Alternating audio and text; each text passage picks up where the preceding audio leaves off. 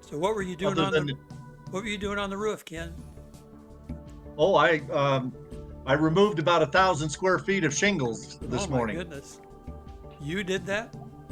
Yes, Man, that's a lot of work. it is. Yeah. I was Wow. I was anticipating doing this work, so well, we'll start the thing. Well, Yeah, okay. Well, I I yeah. just want to welcome you guys. I appreciate your dedication to doing this, and this will be the first show of 2025. That's kind of the surprise to me. I remember we used to sit back and think that 1984 and George Orwell was so far away, right? Yeah, right. Yeah. And now we're at 2025. So I don't know what that means. I know we're all a little bit older, but gee, it's just incredible. So a lot going on in the country, a lot going on nationally, a lot going on locally. Don't know if you guys have any big news from Arizona other than Katie Hobbs declaring that she's not going to let ICE kick any illegals out of Arizona. So we'll see if that happens. I'm not quite sure how she could stop it, but Yeah, I'm not sure that that's. Have you Have we started the program? yeah, we Don? started. Yeah. Okay, good, Jump good. in. Yeah. I didn't read. Of course, you never know what you read is the truth or not. That's what got me into politics, by the way. Yeah. When I was 24 years old, I had graduated from ASU. Married my wife. We had one child, another one on the way. Moved back to Prescott, and I wanted to be, active in the community. I started going to city council meetings and school board meetings, and I would go to Prescott. Used to have an evening paper back then, and I would go to these city council meetings on a Tuesday, I think they were, and then you'd read it. Then there'd be a story about it Wednesday night about what happened at the city council meeting, and way too often I would read the Wednesday night story about what happened at the Tuesday afternoon city council meeting, and I would think I went to a different meeting than the reporter went to. Yeah. And that's what caused me literally to think, whoa, I'm going to have to be a little bit more involved than just reading about stuff in the newspaper. Mhm. Because sometimes it was very different than what I had experienced 24 hours earlier. Yeah. So what I have read in the papers in Arizona is that Hobbs says that she won't cooperate, or she won't go kind of out of her way to cooperate with ICE if she doesn't have to. But as you were about to point out, ICE can deport people without the state Yeah. cooperating much at all. Absolutely. They just have to find them, right? That's right. Yeah, Yeah. just Now find she them. may not help them find them. She may not help them find them, but I don't think she can stop any deportations. So who is the Maricopa County Sheriff now, guys? It's not the guy that originally beat Joe Arpaio. It's somebody else, right?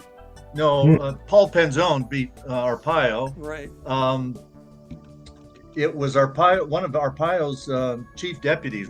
He was just elected. I can't think of his name right now. He's a Republican. Yes. Yeah, so he'll probably cooperate with. He'll be, with yeah, us. yeah. I think if you get the sheriff's cooperation, I don't think you need much more. And two of the key border counties in Arizona, Cochise and Yuma, have Republican sheriffs. Right. Mark Dannell's in Cochise County, who I know real well and is a fabulous guy. Yeah, he's probably Leon Wilt. Mark's probably got him rounded up and standing there waiting to Exactly. Yeah. process. Leon Wilmot in Yuma County is a good conservative Republican. Now I'm sure ICE won't get much cooperation out of the two counties that are Democrats, Pima and Santa Cruz. Yeah. But Sure, understand. Well, our guy down in one of our counties, one of the sheriffs just rounded up a bunch of Venezuelans and for pushing fentanyl, and he's got them. They're in jail right now. So, Wow. as soon as they get a order from ICE, they'll turn them loose and get them out of here. So, Yeah, they're down here too. There's a lot of illegal activity, particularly Haitians, down in southern Florida. So Yeah. they're here. And Jamaicans. And Jamaicans. Yeah, that's right, Zach. By the way, Zach, have you and Ken Bennett ever met each other? Oh, I don't believe yes. so. You probably Oh. know Oh, Zach, yeah. Ken, because Zach used to be the Zach chairman- Taylor? Yeah. Is that Zach Taylor? Yeah. Hi, Yeah. Zach. Hi, Dan. It's been a while. Yeah. Yeah, Zach used to be chairman of the Santa Cruz Republican Party. So 16 Good to see you years. again. 16 years. Yeah, yeah. So I didn't know if you guys met or not. So great. Oh, So yeah, listen. I'm a big fan of Ken's. Yeah, good. Thank you. Yeah. So are we. So are we, Zach, Patty, and I. I wanted to talk about first, to really get going on the January 6th certification process, which gets to the Constitution, and hoping to get a big input from Jeff and Ken and all you guys. And we know, I read where all of the states have completed their counting of the electoral votes, and they've sent them to Washington, D.C. Where do they send them? Do they send them to the archives? Is that where they send them? The votes, the electoral votes from each I think state? they sent them to the archivist of Congress. Okay. I thought they sent him to the Secretary of the Congress or something. Anyway, what I read was they sent them to the archivist, and then tell us what happens on January 6th. I know we have the Senate. We have a joint session of the House and Senate. This will be Monday, January 6th. The Speaker of the House will be there. The Senate leadership will be there. In our case now, we have a head of the Senate is John Thune. And then the Vice President, which will be Kamala Harris, she sits at the head of the table, right? And then they just count. They're basically there to count the votes and process them. Is that true? Well, each state will be read off as to the number of electoral votes and the results from each state. But then individual members of Congress will have the ability, and this usually happens multiple times every 4 years. Right. Each member of Congress will have an opportunity to object to the results from their own state or any other state. Yeah. I mean, there were several Democrats that objected to Trump's or some of the states that caused Trump to win the election in 2016. Yeah. Obviously, there were Republican congressmen and senators that I think that objected to the very disputed results of 2020. But the Democrats have been every bit as prone to object to results they didn't like Even as more that so. process. Yeah. Yeah, even more so. Yeah. Yeah. Well, one of the things that I think we ought to look at too is that in the 2020 election, there was a spontaneous uprising, as you will, and Congress kind of disintegrated into hidden tunnels and places like that. And those who were ready to make objections about the thing never did. And that's how we got the Brunson case coming up. And I get different readings. I don't know if you guys have studied that, but the Brunson case, according to what I've read, as the Supreme Court has determined that the Brunson case is valid and have held that Raylan Brunson is actually won his case. And I don't know if any of y'all have heard that or if I'm reading. I don't even know who Raylan Brunson is. Well, Raylan Brunson and his three brothers brought a suit against a bunch of congressmen, a bunch of them, for not what's the word I'm looking for, not objecting to the election. There were a number of people who wanted to object to the election in 2020, and the spontaneous uprising, as it were, interfered with that. And when Congress got back together in the evening after they had dispersed and then returned to Congress, nobody objected to the election, and Biden was declared the winner. Okay. Consequently, Raylan filed suit saying he was suing a whole bunch of the congressmen. Who, I think it was the ones who had stood up and said they were going to complain, and then didn't when they returned to Congress at that time.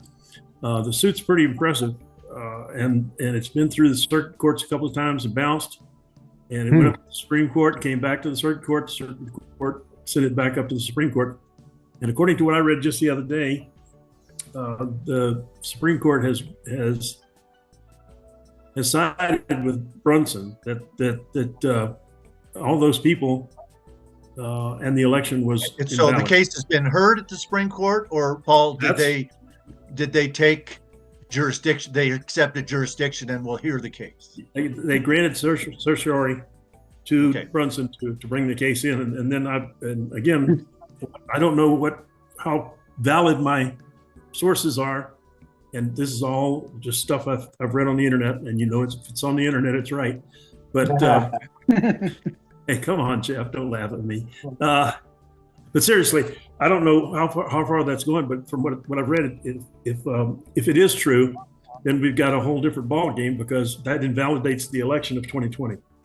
So It's interesting that they, courts and judges, they love to bring up the standing issue in all these cases they don't want to handle. I wonder how I'm just curious how they ruled that they had standing to do this as an outside party. It's kind of interesting, because most of the time, sometimes even they say the person involved, like if you have an election and you're a candidate, I would think automatically you have enough standing to go into court and file a case, but they don't always rule that way, because if they don't want to handle the case, they just say, well, you don't have standing, and then it just all stops right there. So that was Based on your description, Paul, I'm rather impressed and a bit surprised that the Supreme Court would accept the case if it's in fact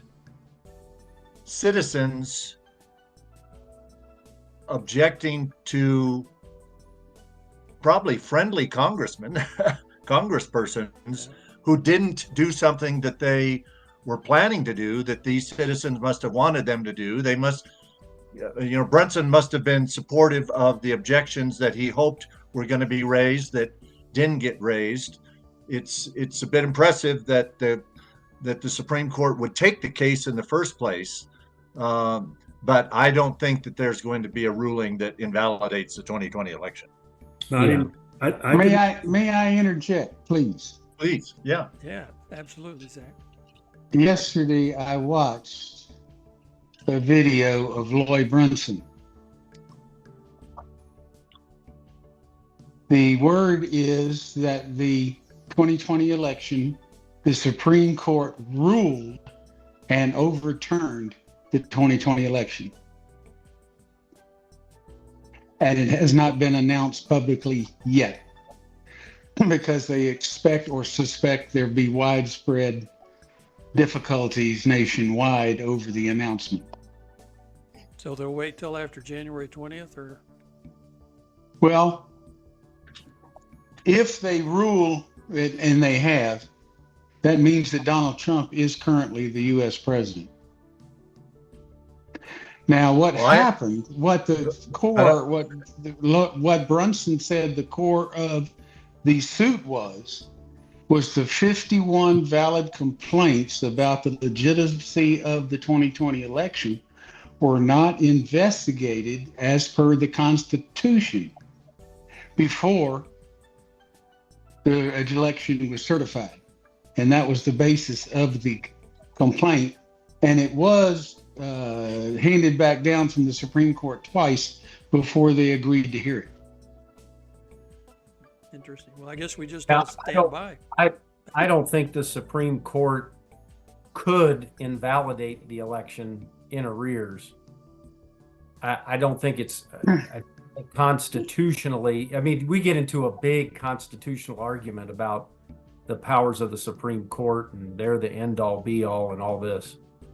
But they can say whatever they want. I'll believe it when I see it, because I just can't see even the conservative justices on there saying that it's invalid. But I could see them saying in the future, if these things come up, then it's going to be unconstitutional if you don't follow a certain path or pattern. But it would be very difficult. Yeah. I mean, look. I'm just telling you what the plaintiff said. Yeah. So here's a little bit of research I did, and I'll read this to you guys. And it says about the process. It says congressional count. On January 6, 2025, Congress meets in a joint session to count the electoral votes. The president of the Senate, and who is the vice president, opens the certificates, and the votes are counted in the presence of both houses. Resolution of disputes. It says Congress can reject electoral votes if both houses agree that the votes were not regularly given by the electors, or if the governor did not lawfully certify the electors' appointment. However, this process is limited and does not allow for broad reinterpretation of the results. So that's plus they passed a law, right, that the vice president could not invalidate the election, right? I think they didn't they pass a law? Well, look, this is all part of the 12th Amendment. Yeah. About how the electors are sent, and that the vice president opens them up in front of both chambers of Congress and counts them out. And then the law, though, that was passed that you're referring to was the Electoral College Act of 1887. Oh, I thought I thought they Well, passed something fairly recent. They did. Yeah. It did. Democrats I'll wanted finish to my pass sentence. because I'll finish my sentence. I'm Don. sorry. Go ahead. I said that governed up until the last election of 2020. Yeah. And then they passed another Electoral College Act to clarify certain issues that they didn't think the 1887 Act covered, or they wanted to change what it said. Yeah. So it kind of limited the vice president's role other than just counting the votes, right? Well, I think the vice president's role was limited anyway. Yeah, I know, but they were just anxious about, when people started talking about Pence overturning the election, they wanted to make sure that Democrats never anticipated another Trump presidency, right? Right. Well, for instance, They you were setting read it up for their guys. if you go back and listen to what you just read, it says it can only be those electoral college ballots can only be questioned if both chambers of Congress reject them. Mm-hmm. And so, but that was part of the 1887 Electoral College Act. Nothing had, so they may have clarified that, but that was in the act. Right. So I just think they made it harder or clarified the vice president's role. Yeah. But anyway, yeah. Yeah. Good. It basically comes down to the votes. It basically comes down to a majority vote of both the House and the Senate agreeing with an objector, saying that such and such states' results were somehow invalid. But no, even though Democrats have made more objections over the many years than Republicans, there were a lot of Republicans whose objections were ridiculed in 2020 when they wanted to make an objection or said they were planning to make one. They were ridiculed by the left and the media, which is usually the same thing. And yet Democrats have made, many more objections over the decades. But it's never come down to the votes of a majority of both houses agreed with the objections to change the outcome. Do you guys are you guys familiar with that California, there's a big thing going on in Orange County, California about, we had 3 Republicans that were leading on election night. And then 20 to 30 days later, after California kept counting and counting, they all three lost. Okay. Yes. And do you think there's a chance that the House and Senate Republicans might protest California certifying their election? What offices were these, Don? I don't They recall. they were federal congressional reps. Yeah. 3 members of Congress, Republicans in Right, Orange members of County. Congress. They all got counted out after 20 or 30 days of counting, and they were all leading on election night. Well, I heard- isn't California one of the states that does? Well, Let me say it this way. In Arizona law says that only ballots are counted that are in the county election department's possession by 7 o'clock, on election close of the polls on election night. Yeah.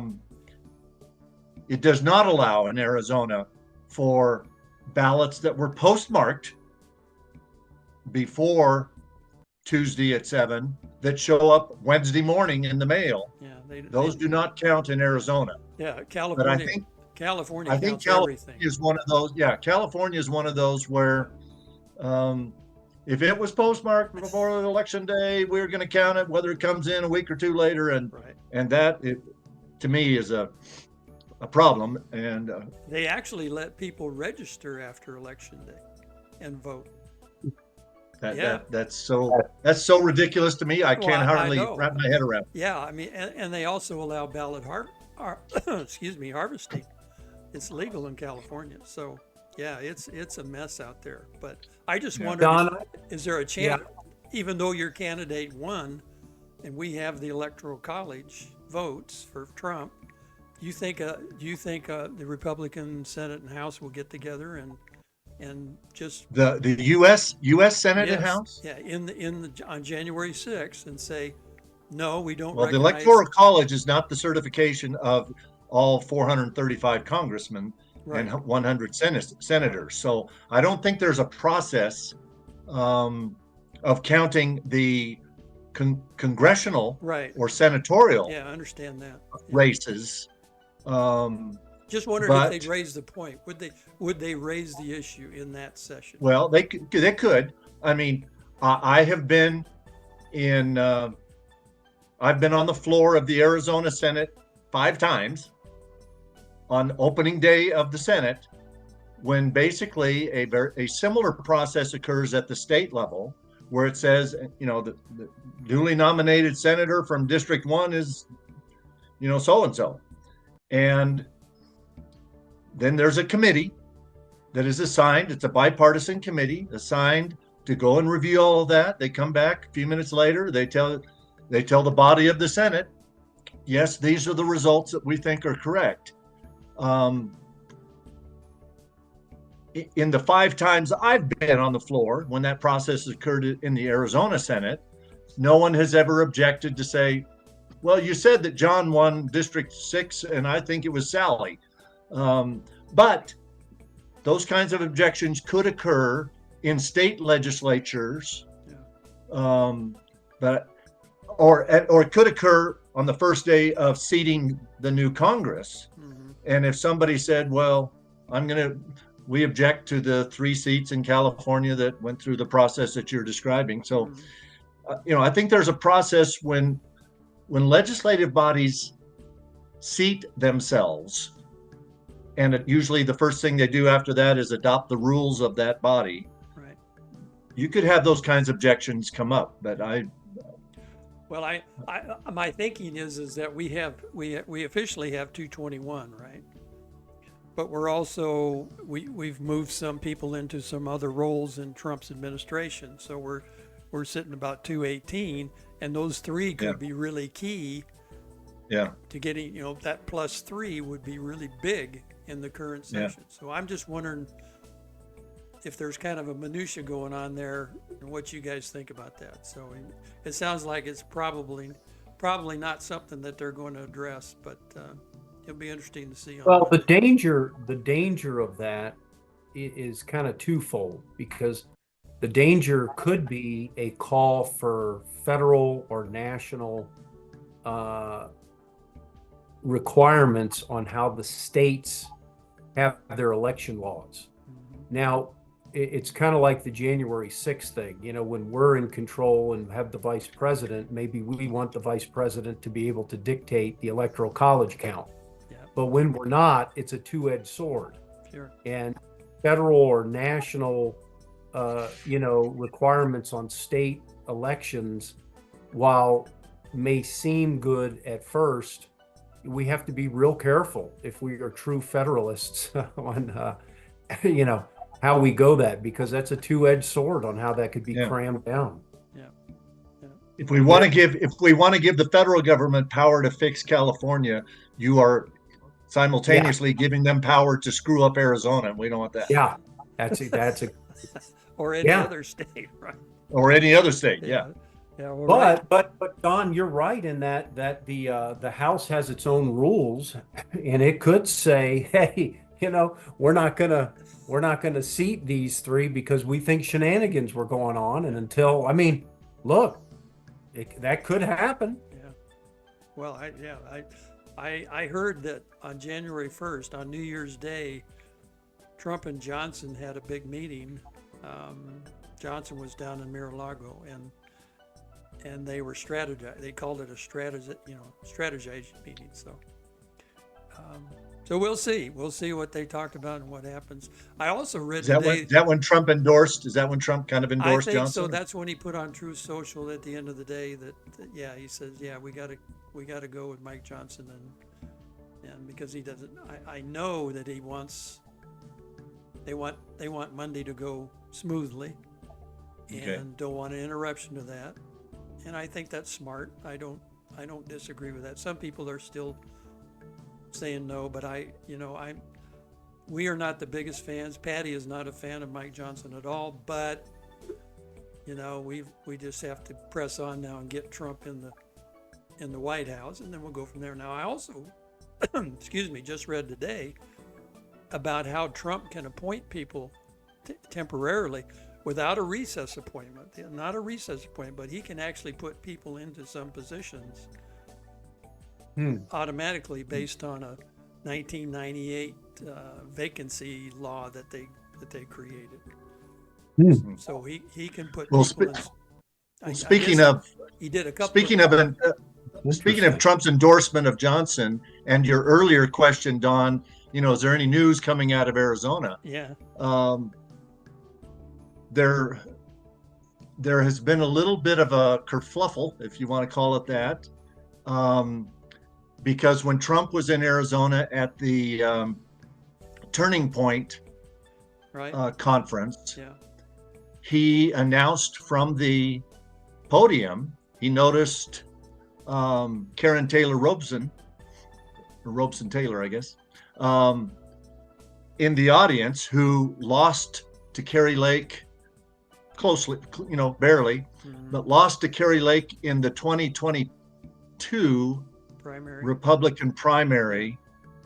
And it is widely suspected that she will try again in 2026. And Trump surprised a bunch of people and upset many of his MAGA hardliners by announcing that if Karen Taylor Robson, or Robson Taylor, no, it's got to be Taylor Robson, Karen Taylor Robson, KTR. If she runs for governor of Arizona again in 26, that she has his support. He also announced from the podium his support for the state GOP chair. And now there's been rumblings from the far right that they don't like those endorsements. They want somebody else besides Karen Taylor Robson, and Gina Swoboda is our current state party chair, and she's running again. But I hear that there's movement afoot to try to unseat her, and so the people that are trying to do that are upset that Trump gave her kind of his endorsement publicly. Yeah, I guess they want a little bit right person, not. You can't be far right, right? You could be. Well, the far right want the far right person, and they don't see Gina Swoboda or Karen Taylor Robeson as the farthest right person that they would prefer. And so from what I observed from far away, Swoboda did a pretty good job, didn't she? Didn't she raise a lot of money? Yes, she did a real good job. Yeah. So I'm not sure what the objection would be, but other than they just got to raise heck about something. Well, but those who are upset, I'm sure voted for Trump. And look, when you vote for Trump, you've got a lot of good, but you've also got other things. And I'm not saying they're bad, but they can be impulsive. And if somebody's supporting him and they're at a rally, and and he is emotionally driven, things like that happen. So you get both sides of that as well. He's a double-edged sword as well. He can be. Yeah, I hear you. Well, We'd opt with that double-edged sword rather than the single-edged swords of the Democrats. Yeah. And we know which way that's coming. That's right. Yeah.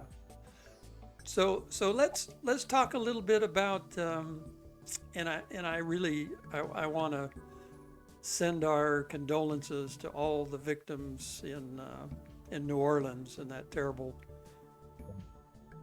terrorist attack down there.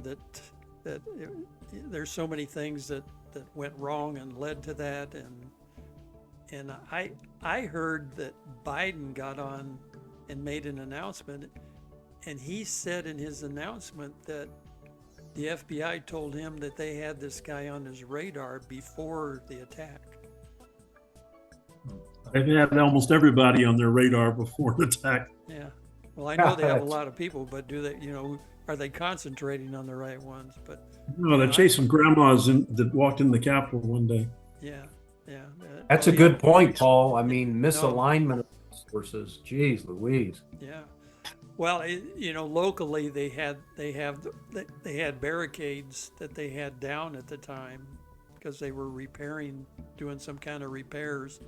So all they had was a squad car there to block, and this guy drove his truck around the squad car and drove up on the sidewalk. So they failed locally. They failed in that respect because, a few years ago, right after 9/11, everything was blocked. You couldn't drive a vehicle anywhere close to a building, and you couldn't park by a building, right? You parked a truck by a building, that was, that would instantly caught the attention of everybody. So, but anyway, that terrible terrorist attack down there that we all pray for those people that lost their lives and their families and everybody. So,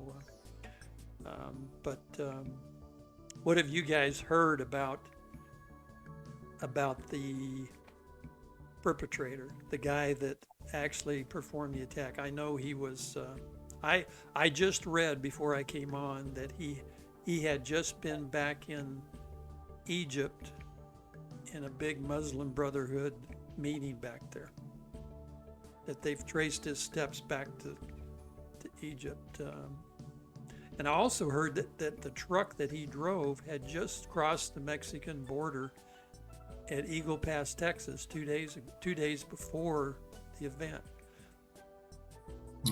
Wonder why they, all of that is news to me. The only thing I read is that there was an ISIS flag in his truck, and that when the FBI checked his social media, that they saw references to being an ISIS supporter and stuff like that. That's all I had heard. Did you see where they? I was way too focused on the Texas ASU. I bet you were. Football, college football game. Especially that fourth down, right? Oh my goodness. Yeah, I hear you. Crazy college football. It gets wild sometimes. So why would you rent a truck and drive it in from Mexico? that make sense to you, Zach? Why would somebody do that? They would just, Well, apparently, the other vehicle involved was somehow linked to the New Orleans vehicle. yeah, the same Wanted to agency, right? The same rental agency. Same rental agency. Yeah, Apparently, there are 5 other people involved, heard that. Oh, and that they're following up. The big news is they're following up with people that he served with in the military, Yeah, and anything that they knew about him after he left active duty. Yes, apparently, he was a retired military. hmm U.S. military? yeah, he was Yeah. Yeah, U.S. Army. Army and Army Reserve. Yeah, yeah. Apparently, he recently retired, and one of the people they interviewed said he recently went crazy. wow. Gee. Well, the guy down in Las Vegas was a special forces soldier, and he had been at the same base as this guy. They traced them both to being at least they were stationed at the same place. But this special Right. forces guy rented this electric vehicle, this Tesla pickup, and drove from Colorado Springs to Las Vegas. and he actually made it there, huh? Yeah, he made it there. Yeah, because they tracked him there, Jeff. Because they tracked it back because Elon Musk let them check all the cameras and all of the charging stations along the way. Yeah. So they knew where he actually started and came from. So I don't know if everybody knew there were cameras in all those charging stations, but evidently there are. So 2 things that I read today.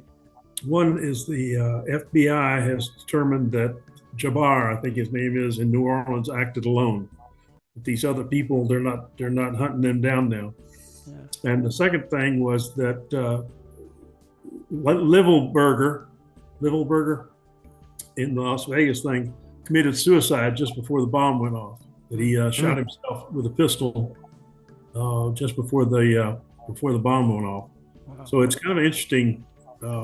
They considered kind of both of those suicide bombings or suicide attacks. Yeah, yeah. And they also one guy made an interesting comment that I guess Antifa likes to use fireworks and those type of explosives in their, when they do their bad things, when they do their attacks. And so people are thinking that maybe Antifa was involved in the Las Vegas thing, but I don't know. It's all, I hope we get transparency on all of it. I listened to Senator Kennedy from Louisiana, and he's a Louisiana guy, and those are his people. And he said, I'm going to be on top of the FBI. He said, this is going to be like they took my dog. He says, I am not going to let this go until they tell us everything that happened. He wants answers, and he wants it quick. And he says, I'm going to be patient. I'm going to give him 48 hours. So, Kennedy, he gets going sometime, but he's really on it, and he means it. You can tell he means it. He was standing by that FBI gal down there in New Orleans, and he pushed her aside and went right to the mic and said his piece. So he's there and on top of it, and luckily they have a Republican governor now that is apparently doing some good things. So anyway, any other news about it? Anybody heard? Well, unfortunately, it's terrible that this happened, and there's probably going to be more things like this happening. Yeah.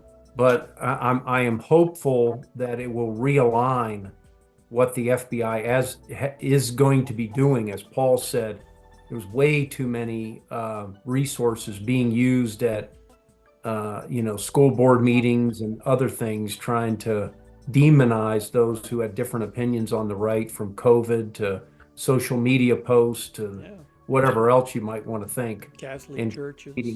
yeah, just ridiculousness. Have you guys heard of it? Had the FBI, other than Catholic churches, did they try the same thing in any other churches around the country? Did anybody hear anything? I haven't heard that, but one of the things that they were looking at was churches that still use the Latin Mass. That's pretty subversive. Yeah. Okay. So, Yeah. well, Yeah. well, hopefully Kash Patel can get it all straightened out, because it needs to be corrected, right? I mean, they're in the job of protecting Americans, right? They're not in the job of harassing Americans and putting Americans in jail that haven't broken any laws. They're, I mean, the stuff that is going, they're not in the business of raiding former presidents' houses for no reason, I mean, come on. So, Well, that was their original kind of initiation of raison d'etre, but seems that the new FBI isn't like Ephraim Zimbalist Jr. yeah. When I was growing up, it's the Gestapo of the DNC. And you guys know on CBS now there are 2 or 3 different FBI shows on CBS. I never watch them; they're sitcoms, but I mean they're really pushing hard in the media to try to make everybody think they're the good guys. So, but they keep showing their colors as not being the good guys. So, and I guess I hear Ray's gonna quit before January 20th because he knows he's going to get fired. So, and then I heard that Department of Justice prosecutor, he's going to quit too before January 20th. The one that's handled all the January 6th cases. Yeah. Yeah. That's a dessert sinking ship. Yeah. Yeah, you think? So, yeah, the iceberg. Well, if anybody can do it, Kash Patel's the one. But what I'm afraid of, this corruption's been going on not just for a few years, but I think for a decade and a half. Yeah. And so what I hope is we're not fooled if you've gone out and pulled weeds before or even mowed the grass and you chop a little of it off, but don't get to the roots, but it still looks good for a while, Yeah. Oh yeah. But when things calm down, those weeds come back. I think it's that culture. It's not just okay, we have a new leader. There's a culture of deception, of corruption, of political intrigue, and not following their mission statement. Yeah. And it goes very deep. Oh yeah. So that's why they call it the deep state. Yeah. Well, there you Yeah. go. Yeah. No, it truly exists. So they don't like that name, but it does exist. So, so we're at about 6:14 right now, 4:14 your time. And what do y'all think about all the accolades for Jimmy Carter? We all lived through the Jimmy Carter presidency, but you notice that all of the good things that they talk about him were nothing during his presidency. It's all after he was president, particularly. And I give him credit for Habitat for Humanity. That is a great thing and a great program, and getting people housing like they do. But there are many other things in his past and things that he did after he was president that aren't good. And giving him a flying the flag at half staff for a month was a little much for me. I think they wanted to do that just to get over, just to cover inauguration and try to knock down Trump's inauguration a little bit. That's my feeling about it. Mm. And the National Day of Mourning on January 9th, I don't know. I'm honestly, I pray for the man's soul, but his last thing he said before he died, or a few months, just before the election, was he couldn't wait to vote for Kamala Harris. Yeah. I mean, really, a man of God really can think that way, right? Give me a break. So, anyway, that's a you have any memories of Jimmy Carter? I remember waiting in gas lines right? I have a story that's kind of interesting. I bought an airplane in 1976, I think it was. Is that right? Anyway, and I wanted to get some equipment put in. So I went to the bank and I got an arrangement for another loan or consolidation of those two loans. First loan was at a lower interest rate than because of Carter's rising interest rates. And the long story short, I got my statement one morning, and my dad, who was a very conservative guy and very fiscally conservative, I opened up my statement, and it said on your loan of X million dollars, whatever it wasn't million. But anyway, payment is $1,000, $999.99 interest, 1 cent principal. So I kind of looked over at my dad and I showed it to him and I said, Dad, help me with the math on this. How long does it take to pay off $40,000 at a penny a month? Blood all drained out of his face. Yeah, I bet that probably, I was going to say, Paul, you probably gave him a heart attack. It was close. He was just glad it was dead. We had a 13% mortgage on a house in Utah. I lived in Taylorsville, Ken, Taylorsville, Utah, which is south, I call it southwest Salt Lake City. Yeah. Yeah. And 13, but it was a VA loan. It was 13%. So Wow. I don't know. I was a junior in high school when Carter was elected, so I didn't get to vote in that election. Now I was keenly aware of fuel prices and the whole thing because our family's business was Bennett Oil, and trying to keep gas stations full of fuel and stuff was pretty tough with the embargoes and things like that. Oh, but yeah. I was. Yeah, so my memories of the Carter years, I was still a teenager, and so I certainly didn't have loan payments and things like that I think were very difficult for people when the interest rates did what they did under his term. Yeah, it was 1975 is when I got out of the Air Force, and I did that because I knew after President Ford pardoned Nixon, I knew that Carter was going to win the election. I mean, I just knew it. I knew that I knew the Democrats knew that they weren't going to press to prosecute Nixon anyway, but they had that hanging over the country and everybody's head. And when he pardoned him, so I got out of the Air Force, and I was glad I did because I wasn't going to live under Jimmy Carter presidency as my commander in chief. No way. So and then I remember I was carpooling. I was living in Salt Lake City. I was carpooling with 3 other guys. And one of those guys was sympathetic to Iran for taking our hostages. Wow. And every day we would drive in, and it would drive me crazy. We would argue and argue all the way into work, and then we get back in the car at night after work and argue all the way back.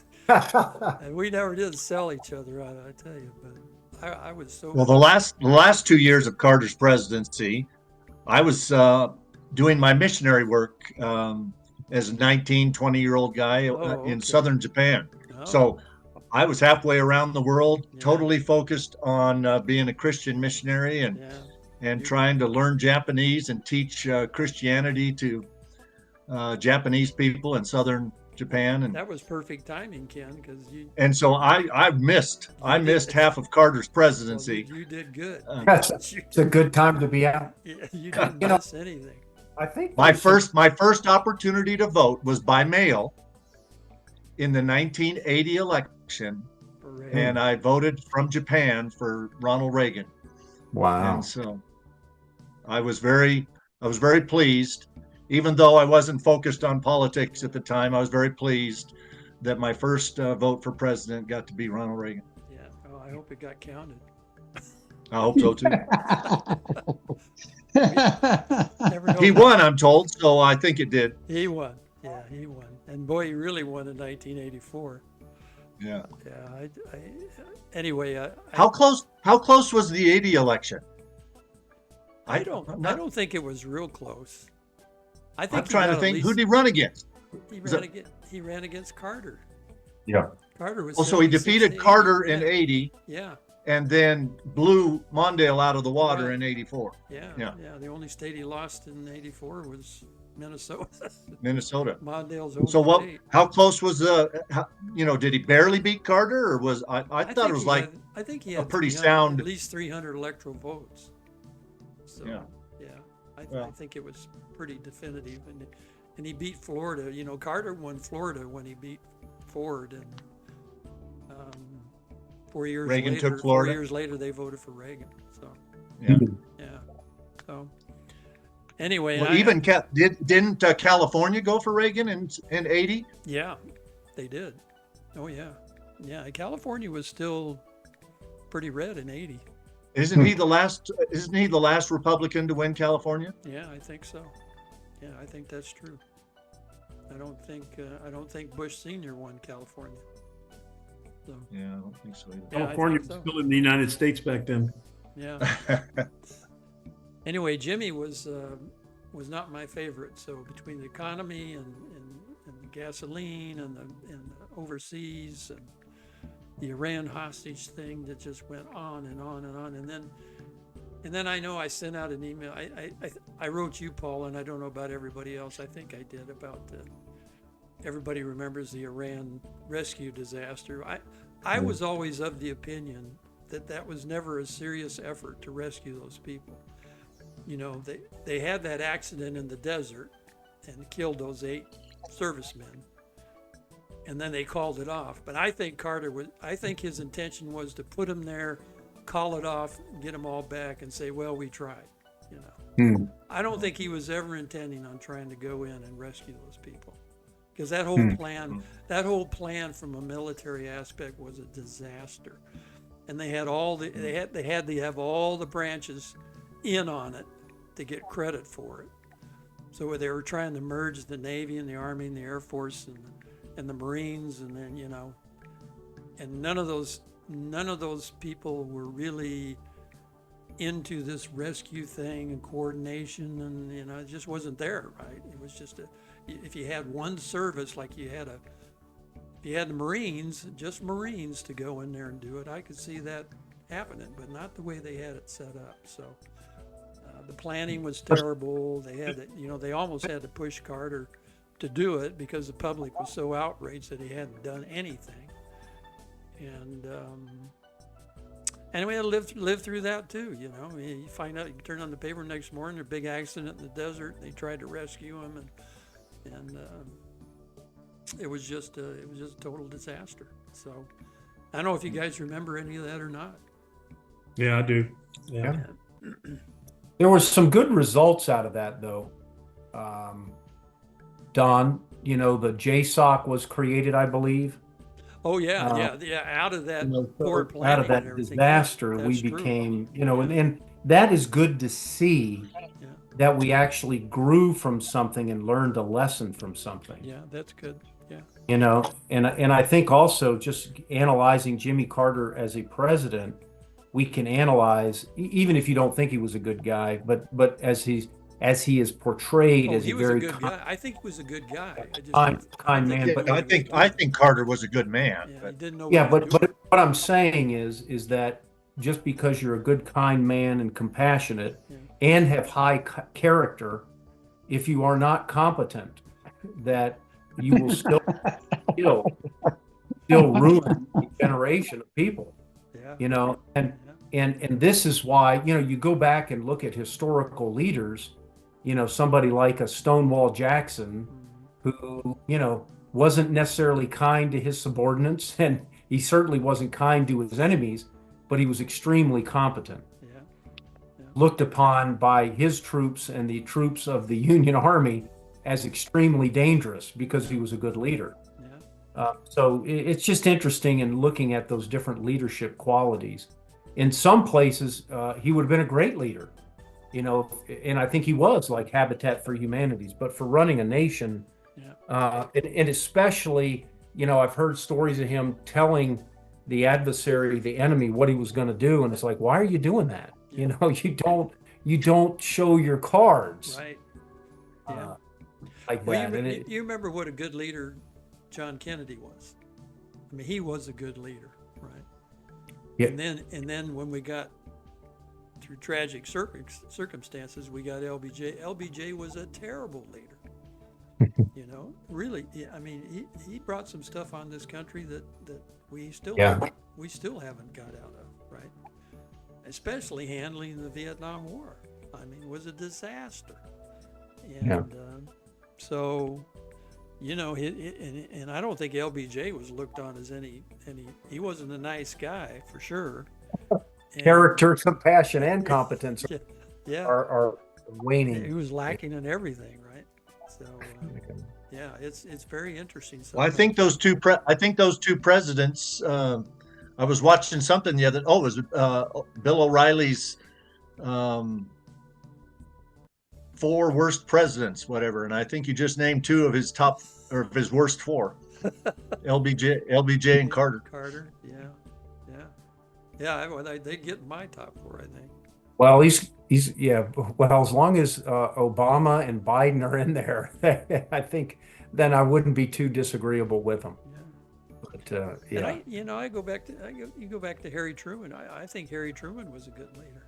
But wonderful, wonderful. I mean, he was. I think. Yeah, he was. He did. On man. Yeah. Tough as nails. He did some things that I disagree with. But he really was a good leader. He had his faults, and he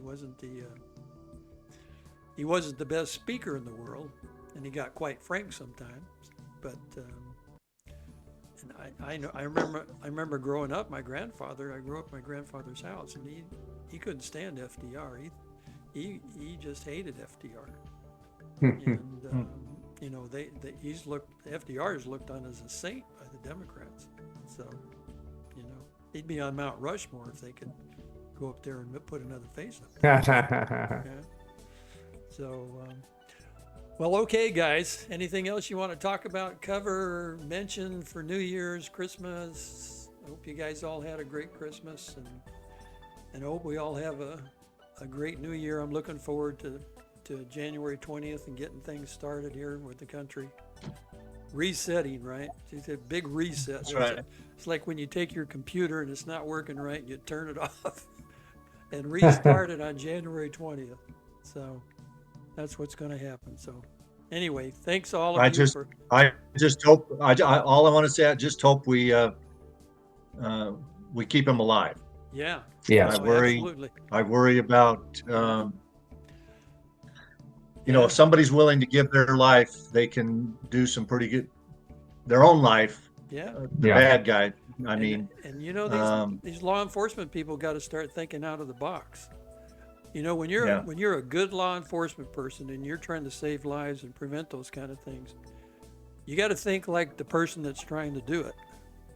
Because nothing is. Well, I wish Trump would put Dan Bongino in as the head of the. Yeah, I agree. Secret Service or something. Yeah, I agree, Ken. Because I've not been impressed with what they have failed at in the last year or two. Not at all. So we just gotta.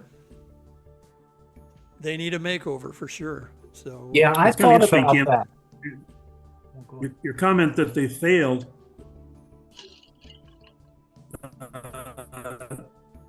Yes, they failed, but I don't know that they failed at what we think they failed at. Yeah. That's what I'm worried about. Yeah.